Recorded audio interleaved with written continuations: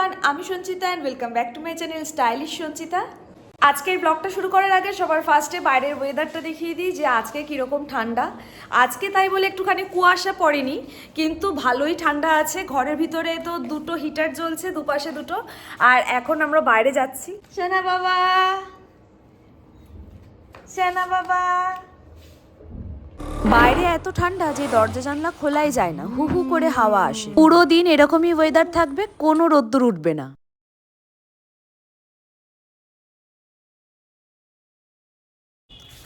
আর এখন বাজে পৌনে 12টা। আর এখানে নাকি পুরো ডিসেম্বর জানুয়ারি এরকমই ওয়েদার থাকে, একদম রোদ্দুর ছাড়া মেঘলা মেঘলা ওয়েদার, যার জন্য ছোট বাচ্চা নিয়ে তো খুবই অসুবিধায় পড়ে যাচ্ছি। ছোট বাচ্চাদের এত জামা কাপড় বেরোচ্ছে আর এদিকে একটাও শুকোচ্ছে না। বারান্দায় আসলেই সোনা চলে আসে টবের মাটি ঘাটতে।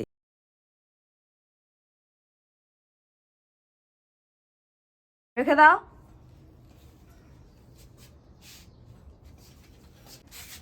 চলে এলাম ঘরে। আর যেটা বলছিলাম, রোদ্দুর উঠলেও না এখানে মারাত্মক ঠান্ডা হাওয়া দেয়, তাই সেই রোদ্দুরে বসার চেয়ে ঘরে থাকাই বেটার।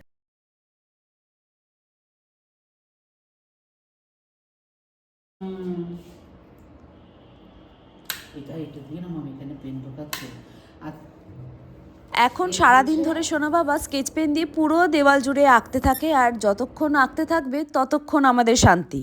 তাতে দেওয়ালটা নোংরা হলেও 10 মিনিটে আমি বরং কোনো রান্না বসিয়ে দিলাম বা একটুখানি শান্তিতে খেয়ে নিতে পারলাম। এই যে আর একটা দেওয়ালে আঁকা হয়ে গেল, এখন খুঁজছে কোন দেওয়ালে আঁকা যায়। আর এখন হল ঘরের অবস্থা ঠিক এইরকম। ঘর দেখে কে বলবে যে এক্ষুনি আমাদের হেল্পার সবকিছু পরিষ্কার করে দিয়ে গেছে। ভাবি ঘর পরিষ্কার করে চলে যাওয়ার পরই খেলনার বালতি ধরে টান, সব খেলনা বই একের পর এক বের করবে, তারপর ওর ভালো লাগবে। চলে এসেছি রান্নাঘরে, আর আজকে রান্না করছি চিকেন। আর আজকে কিন্তু সারাদিন ধরেই স্পেশাল খাবার হবে। সকালে লাঞ্চের জন্য করছি চিকেন কষা আর ভাত, আর রাত্রিবেলা হবে চিকেন মোমো। আমি সোনাকে ধরেছিলাম, আর মা সকাল থেকে সবকিছুর কুটনো কুটে দিয়েছে। এখন আমি রান্না করব, তাই মাকে বললাম সোনাকে একটু দেখো। তাই মা এখন সোনাকে একটুখানি বাংলা কবিতা বলে শোনাচ্ছে।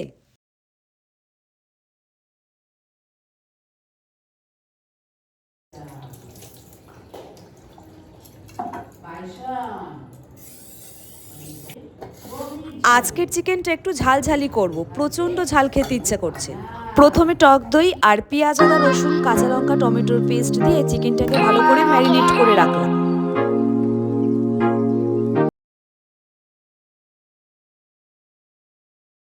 কড়াই সর্ষের তেল দিয়ে কুচনো পেঁয়াজগুলো আগে দিয়ে দিলাম। আর এইদিকে সোনা বাবার ওর দিদার কাছে থাকা হয়ে গেছে, ওর আবার আমার কথা মনে পড়েছে। আমি যে এখন তেলে পেঁয়াজ কুচি দিচ্ছি, সোনা বাবা আমার পা ধরে কাঁদছে আমার কোলে ওঠার জন্য। মায়েরও বাড়ি যাওয়ার সময় হয়ে এসেছে, আর সোনা বাবাকে ধরে রাখার মতন তো আমাদের আর কেউ নেই। সোনাকে নিয়েই আবার সব রান্না সংসার সবকিছু একা হাতেই করতে হবে। আমার মাও বলছে যে সুপ্রতিম মম এখন অনেক এক্সপার্ট হয়ে গেছে। সত্যি, একটা মেয়ে মা হয়ে যাওয়ার পর কখন যে নিজের অজান্তেই বড় হয়ে যায়। একটা ছোট বাচ্চার দায়িত্ব, তার ভালো লাগা অপছন্দ, সংসারের দায়িত্ব সবকিছুই একা হাতে সামলাতে শিখে যায়, সেটা সে নিজেও জানে না।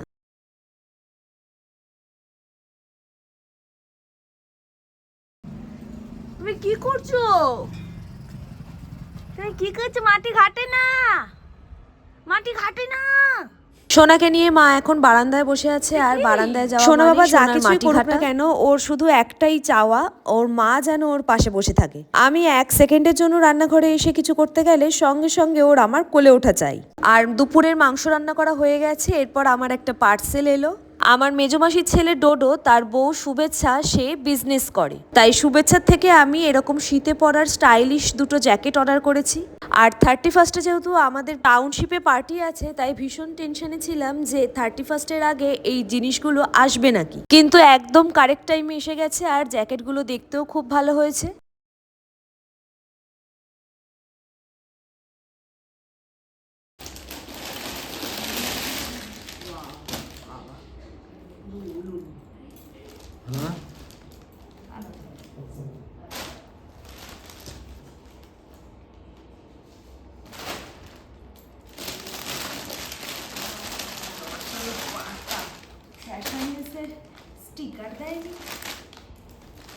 তারপর দুপুরবেলা খাওয়া দাওয়া করে নিলাম, আর এখন সন্ধেবেলা সুপ্রতিম অফিস থেকে চলে এসেছে, আর আমি এখন করছি আমাদের সবার জন্য চা। সন্ধেবেলার চাটা আমি করি, একেবারে আদা এলাচ দুধ দিয়ে বেনারসের স্টাইলের চা। আমার নিজের হাতের চা খেতে আমার এত বেশি ভালো লাগে যে আমার আর অন্য কারোর হাতে চা একদম ভালো লাগে না। এই চাটা আমি নিজেই করে নিই। আর আমাদের বাড়ির পাশে যে পার্কটা আছে যেখানে সোনা বাবা খেলতে যায়, সেইখানেই 31st পার্টিটা হবে। আমাদের বারান্দা দিয়েই পার্কটা দেখা যাচ্ছে, আর পার্কে যে স্টেজ তৈরি করছে, সিঙ্গার আসবে, সবকিছুই আমরা দেখতে পাচ্ছি। এখন শুধু 31st নাইটের অপেক্ষা। আর এখন চলে এসেছি রাতের রান্না করতে। এখন রান্না করছি চিকেন মোমো, আর কত দিন বাদে যে চিকেন মোমো খাচ্ছি। অবশ্যই পুরোটা মায়ের ক্রেডিট, আর মা আছে বলে এই রান্নাগুলো দুজনে মিলে একসাথে করতে খুব ভালোও লাগে।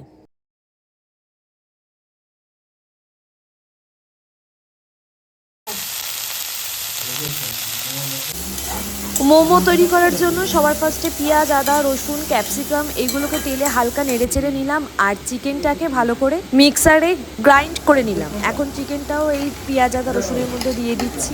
মোমোর জন্য আমি কাঁচা চিকেন খেতে ভালোবাসি না, তাই জন্য সবগুলো একটুখানি হালকা তেলে নাড়িয়ে নিই। আর এইখানে ছোট ওভেনে বসিয়ে দিয়েছি আজকের স্পেশাল মোমোর জন্য ঝাল ঝাল সস। এই চাটনিটার জন্য প্রথমে টমেটো আর একটা পেঁয়াজকে জলে ফুটিয়ে নিয়েছি, তারপর শুকনো লঙ্কা আদা কুচি রসুন কুচি একটা চাটুতে ভালো করে পুড়িয়ে নিয়েছি। এখন সবগুলো একসাথে ভালো করে পেস্ট করে নেব, আর দিয়েছি স্বাদ মতন নুন আর সামান্য ধনেপাতা। আর এখন কড়াতে একটু সামান্য সাদা তেল দিয়ে এই পেস্টটাকে হালকা নাড়িয়ে চাড়িয়ে নিয়ে একটুখানি ঘন করে নিচ্ছি, তাহলেই মোমোর জন্য ঝাল ঝাল সস একেবারে রেডি।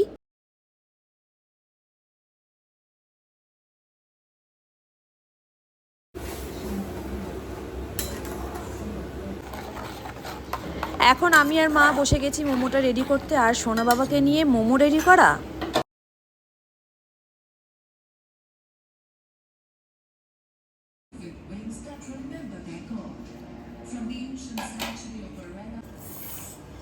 জয় জগন্নাথ।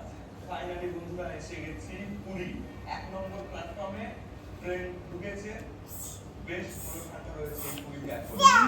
পুরী পুরী চলো চলো চলো ট্রেন এসে গেছে। জয় জগন্নাথ। টাইম মতো এসে গেছে। পুরীতে ঘুরতে আসার জন্য সবচেয়ে ভালো ট্রেনগুলোর মধ্যে এই তো পুরী।